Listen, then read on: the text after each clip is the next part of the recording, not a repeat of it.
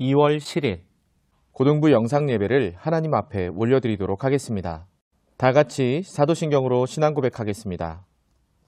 전능하사 천지를 만드신 하나님 아버지를 내가 믿사오며 그 외아들 우리 주 예수 그리스도를 믿사오니 이는 성령으로 잉태하사 동정녀 마리아에게 나시고 본디오 빌라도에게 고난을 받으사 십자가에 못 박혀 죽으시고 장사한 지 사흘 만에 죽은 자 가운데서 다시 살아나시며 하늘에 오르사 전능하신 하나님 우편에 앉아 계시다가 저리로서 산자와 죽은 자를 심판하러 오시리라. 성령을 믿사오며 거룩한 공회와 성도가 서로 교통하는 것과 죄를 사하여 주시는 것과 몸이 다시 사는 것과 영원히 사는 것을 믿사옵나이다. 아멘. 신실하심 찬양합니다. 할렐루야. 오늘 우리를 향한 주님의 크신 사랑 찬양합니다.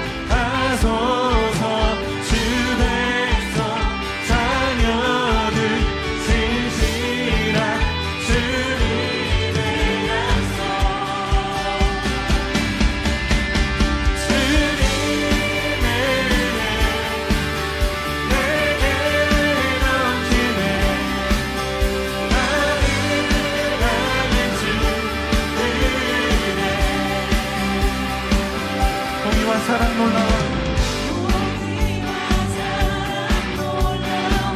우리를 포기하지 않으십니다. 약한 자들 없으시네. 주님의 능력 찬양합니다. 구원의 노래로 인도하시니 만 백성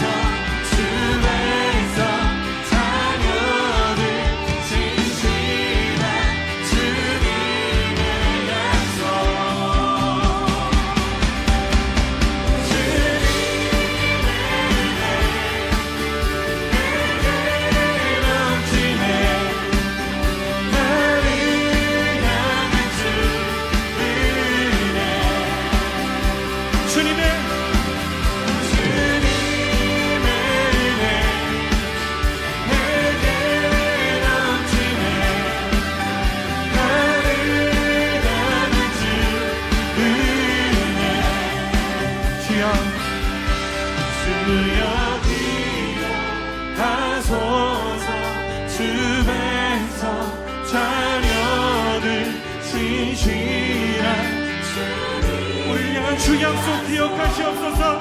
의지합니다. 주 여기여 가소서. 주 백성 자녀들 진실한 주님의 약속. 주님의 은혜 내게 넘치네.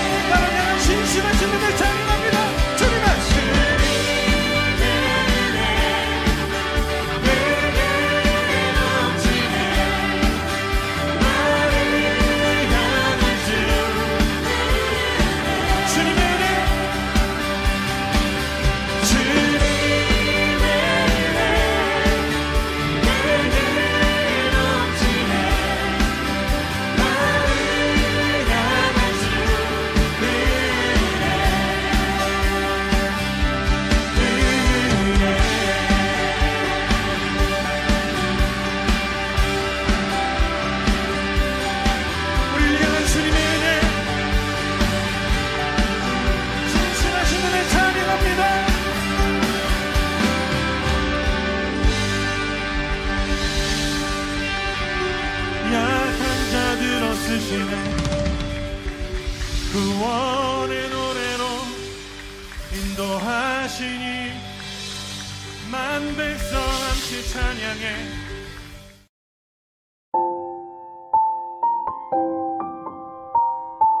기도드리시겠습니다. 사랑이 많으신 하나님, 예배당에서 함께하진 못하지만 각자의 자리에서 마음 다해 정결한 모습으로 주님을 찬양하고 경배하게 해주심에 감사드립니다.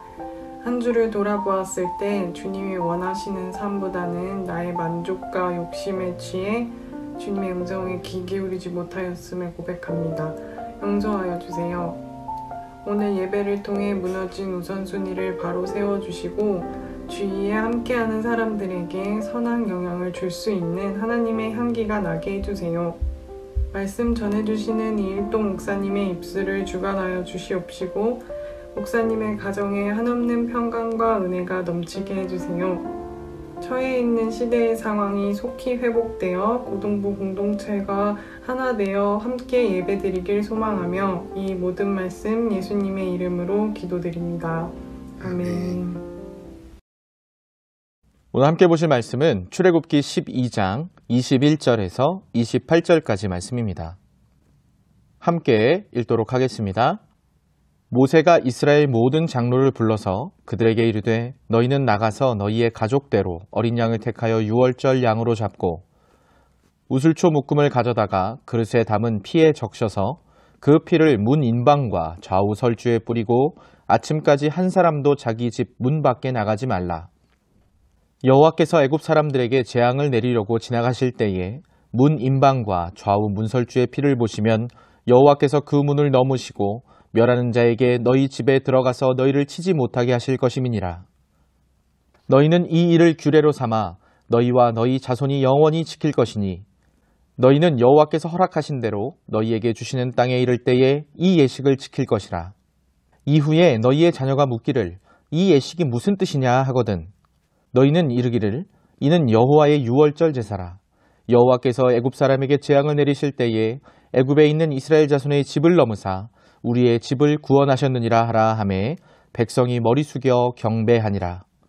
이스라엘 자손이 물러가서 그대로 행하되 여호와께서 모세와 아론에게 명령하신 대로 행하니라. 아멘. 고등부 여러분 안녕하세요. 반갑습니다. 오늘 2월 7일 귀한 주일 아침 이렇게 하나님을 찬양하고 예배하는 이 시간 함께 예배하는 여러분들을 진심으로 환영하고 축복합니다. 여러분 이 시간 하나님을 예배함에 있어 마음과 뜻과 정성을 다하여 주님을 예배할 수 있는 귀한 이 시간이 되기를 주님의 이름으로 간절히 소망합니다. 우리나라의 국경일 중에 광복절이 있습니다. 8월 15일이죠. 일본 제국주의의 그 치하에서 36년간을 보내고 드디어 독립된 날을 기념하는 그러한 날이 바로 광복절입니다. 안타깝게도 우리의 힘만으로 얻어낸 그러한 광복이 아니었기에 지금도 우리는 분단국가로 지낼 수밖에 없지만 어쨌든 우리 민족에게 있어 8월 15일은 굉장히 뜻깊은 그러한 날이 아닐 수가 없습니다. 이스라엘에도 이러한 비슷한 역사가 있습니다. 바로 출애굽 사건인데요. 우리는 36년이었지만 그들은 430년간이나 애굽, 즉 지금의 이집트에서 종살이를 해야만 했습니다. 그 430년간의 종살이를 벗어나 이제는 하나님의 백성으로서 구원받은 그날을 기념하는 우리와 비슷한 광복절과 비슷한 이름을 가진 뜻을 가진 절기가 있습니다. 바로 그것을 유월절이라고 이야기합니다. 오늘은 그 유월절에 대해서 한번 살펴보고 그리고 오늘날 우리 가운데 유월절은 어떠한 의미로 다가오는가에 대한 말씀을 나누면서 놀라우신 하나님의 사랑이 지금도 우리를 붙들고 계심을 하나님이 우리를 사랑하시기에 어떤 일까지 하셨음을 우리가 알게 되고 그리고 감사하며 나아가는 이 시간이 되기를 주님의 이름으로 간절히 소망합니다.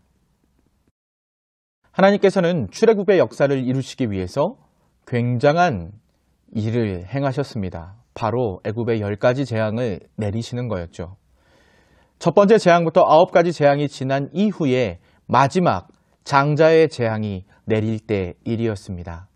9가지 재앙이 지나가고 나서도 애굽의 바로는 이스라엘 백성을 풀어주지 않았습니다. 그래서 하나님이 준비하신 이 10번째 재앙은 너무나도 무섭고 너무나도 끔찍한 재앙이었습니다. 바로 그 집에 있는 모든 첫 번째 난 것은 다 죽임을 당하게 되는 재앙이었죠. 그것에는 애굽 사람과 이스라엘 사람의 구분이 없었습니다. 모두 죽어야만 했습니다. 하나님의 심판이 임할 때에 모든 사람은 다 죽어야만 했습니다. 모두 벌을 받아야만 했습니다. 그런데 하나님께서는 이스라엘 백성들에게 한 가지 방법을 제시해 주십니다. 그것은 바로 유월절 어린 양을 통한 방법이었습니다. 어린 양을 잡습니다. 그리고 그 피를 우슬초에 묻혀서 그 임방은 문의 위쪽을 이야기하는 거예요. 문의 위쪽 임방을, 그리고 좌우 문설주, 그러니까 바닥을 제외하고 그 집을 드나드는 문에 어린 양의 피를 바르는 거예요. 그렇게 하면 하나님의 죽음의 사자가 모든 재앙을 애굽 땅에 내려가실 때에 그 집을 넘어가리라. 그래서 유월, 패스오버 하다 해서 유월절이라는 이름의 절기가 생겨나게 된 것입니다. 10번째 재앙의 날이 찾아왔습니다. 하나님의 말씀대로 유월절 어린 양의 피가 뿌려진 그 집은 그 재앙이 넘어갔고, 피가 뿌려져 있지 않은 모든 곳, 애굽 땅 전역에 장자의 죽음으로 인한 통곡의 소리가 높아졌습니다. 애굽 왕 바로도 그 첫 아들을 잃게 되었죠. 이 일로 인해 애굽 왕은 항복하게 되고 이스라엘 백성들은 출애굽할 수가 있었습니다. 놀라우신 하나님의 기적이 일어나게 된 것입니다. 하나님께서 어떠한 분이신지를 애굽 땅 전역에 하나님을 믿지 않는 백성들까지도 다 알게 된 사건이었습니다. 이 일을 계기로 이스라엘 백성들은 구원을 얻게 되었고 놀라우신 하나님의 사랑 가운데 거할 수 있게 되었습니다. 그렇다면 이 좌우 임방과 문설주에 발려진 이 유월절 어린 양의 피는 무엇이기에 하나님의 재앙까지도 피해갈 수 있게 만드는 것이었을까요? 여기에는 한 가지 중요한 성경적 원리가 숨어 있습니다. 그것은 바로 이 집에 있는 누군가의 죄를 대신하여 죽은 짐승이 있다라는 것입니다. 누군가가 대신하여 피를 흘렸다는 것입니다. 그 집에 있는 사람들이 하나님의 백성이었다고 해서 죄가 없을까요? 아니요. 우리 모두는 죄인이죠. 그렇기 때문에 하나님의 심판이 그 애굽 땅에 내려졌을 때 죽을 수밖에 없는 그러한 사람들이었지만, 그러나 하나님께서는 사랑하는 백성들을 대신하여 어린 양의 피를 문설주와 임방에 바르게 하심으로 그 재앙이 넘어갈 수 있게끔 하셨던 것입니다. 그 집에 구원이 이르게끔 하셨던 것입니다. 그렇습니다. 그것이 바로 유월절 어린 양 피의 의미입니다. 이렇게 대신하여 드리는 제물을 바로 대속물이라고 이야기합니다. 대속물이란 죄를 속량하기 위하여 드리는 제물을 의미하는데요. 이 어린 양, 유월절 어린 양의 모습이 우리가 알고 있는 어떠한 분의 모습과 닮아 있지 않습니까? 맞습니다. 바로 예수님의 모습입니다. 유월절 어린 양의 피로 온 이스라엘이 구원을 받았던 것처럼 예수 그리스도께서 십자가에서 흘리신 그 피가 우리를 다시금 죽음에서 생명으로 옮기는 놀라운 역사를 이루셨던 것입니다. 그렇기 때문에 구약 성경에 나와 있는 유월절 이 구속의 역사는 예수 그리스도의 그 놀라우신 구원 사역을 예표한다라고 말할 수 있습니다. 바로 예수님의 십자가 사건의 모형인 것이죠. 세례 요한이 했던 말을 우리 기억해 볼 필요가 있습니다. 요한복음 1장 29절입니다. 이튿날 요한이 예수께서 자기에게 나아오심을 보고 이르되 보라 세상 죄를 지고 가는 하나님의 어린 양이로다. 계속해서 고린도전서 5장 7절은 우리에게 이렇게 말씀합니다. 우리의 유월절 양 곧 그리스도께서 희생되셨느니라. 아멘. 그렇습니다. 유월절 어린 양, 바로 그분이 예수 그리스도이신 것입니다. 구약시대 이스라엘 백성들에게 어린 양의 피가 뿌려짐으로 말미암아 구원을 얻었던 것처럼 우리에게도 예수 그리스도의 피가 뿌려져 있어야만 합니다. 그것만이 우리를 구원하는 길이기 때문입니다. 인간은 완벽하게 창조되었습니다. 하나님의 형상대로 창조되어 이 세상 어떠한 것과도 비길 수 없는 그러한 창조물이었습니다. 그런데 죄로 말미암아 하나님의 형상은 왜곡되고 비틀어져 버렸고 인간은 하나님 그분과 단절되어 죽음에 이르게 되었습니다. 멸망받을 수밖에 없는 존재입니다. 이제는 지옥 백성이 되어버렸습니다. 그러나 하나님께서는 사랑하는 자녀들을 그냥 놔두시지 않았습니다.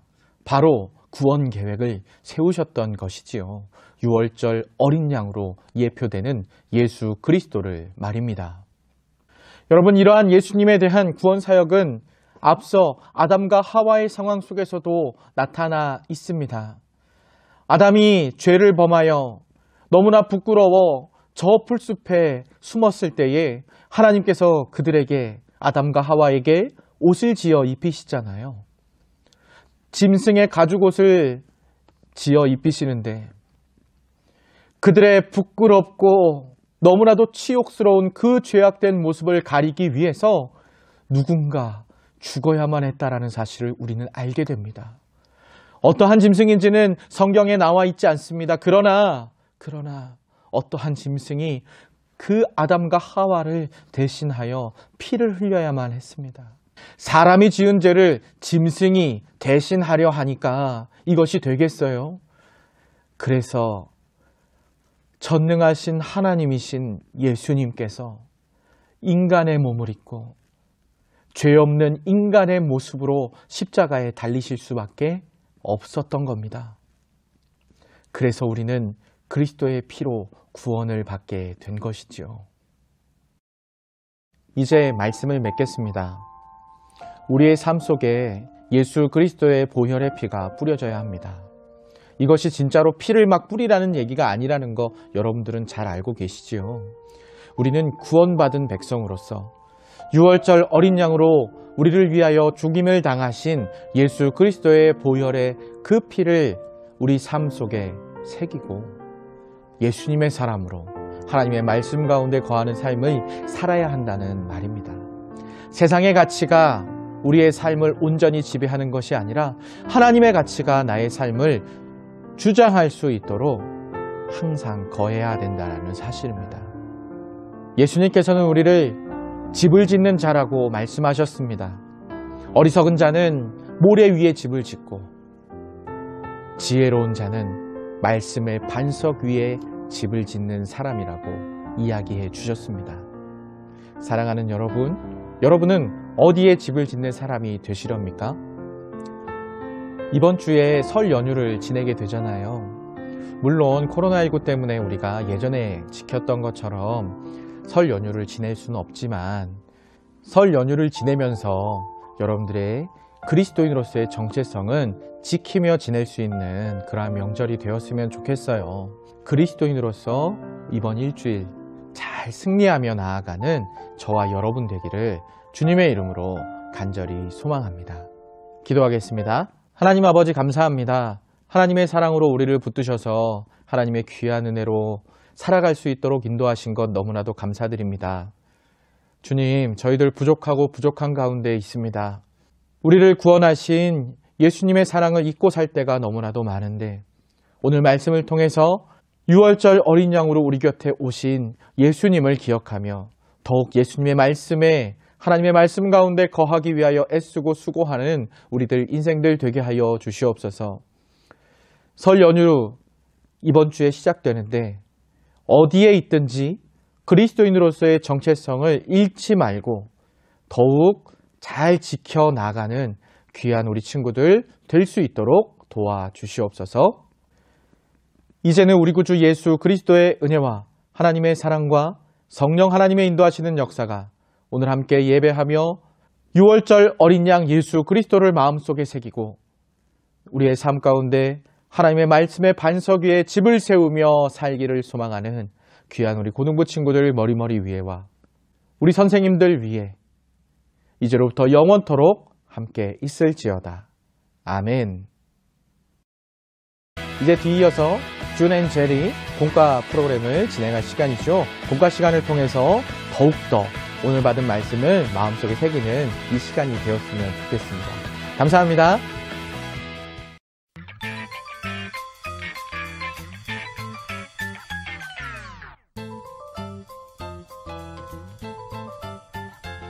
고하 안녕하세요, 반갑습니다. 저도 고아! 혹시나 어려운 부분, 놓친 부분, 더 알고 싶은 부분이 있을 것 같아서 그래서 우리가 왔습니다.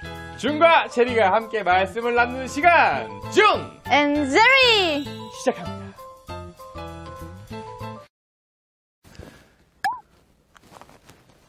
꼈어. 아니 뭐예요? 촬영 시작했어요. 제가 정말 좋은 일이 있거든요. 좋은 일? 뭔데요? 알려줘. 가르쳐 드려요? 가르쳐 주세요, 빨리. 나 궁금해. 저를 기분 좋게 하는 것은 드디어 공과 관련 댓글이 남았어요. 이거 진짜 경사예요. 고맙습니다. 근데 짱이에요. 그거랑 화장하는 거랑 무슨 상관이야, 대체? 이해가 안 되네. 그건 패스! 알겠습니다. 그럼 학준쌤, 오늘의 주제를 말씀해 주시죠? 오늘 텐션 장난 아니네요. 그죠? 알겠습니다. 자, 오늘의 주제는 바로 위대한 구원의 날입니다. 애굽의 총리였던 요셉으로 인해 이스라엘 민족의 모태가 되는 야곱의 가족들은 애굽으로 내려오게 되었습니다. 자, 그리고 430년이나 지나서 하나님께서는 모세라는 지도자를 세워서 애굽을 탈출하게끔 인도하시죠. 이를 출애굽이라고 합니다. 당시 애굽의 노예 민족으로 인식되어 있던 이스라엘 민족이 애굽을 탈출하는 것은 불가능한 일이었습니다. 그래서 하나님은 모세를 통해 하나님의 방법을 사용하셨죠. 그것이 우리가 잘 알고 있는 10가지 재앙입니다.